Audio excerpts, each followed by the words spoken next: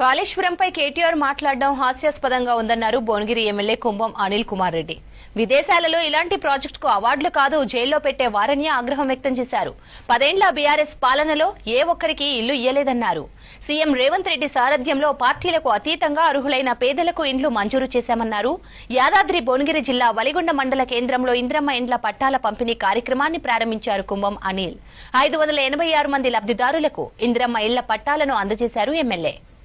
ప్రతిపక్షంలో ఉన్నప్పుడు ఓ 10-12 ఏళ్ళు ఇక్కడ ఒలిగొండ కానీ చుట్టుముట్టు ప్రాంతాల్లో తిరుగుతూ ఎక్కడ ఇల్లు లేకుండే, అంటే చాలా మందికి పెంకుటిళ్ళల్లా రేకులిళ్ళల్లా కూలిపోయే ఇల్లు, తాటిపత్రి కట్టుకున్న ఇల్లు అవి చూస్తున్నప్పుడు పాదయాత్రల సందర్భంగా వేరే సందర్భంగా చూస్తున్నప్పుడు చాలా బాగా అనిపించేది. ఓ ధనిక రాష్ట్రంలో ఇదేం పరిస్థితి అనిపించింది.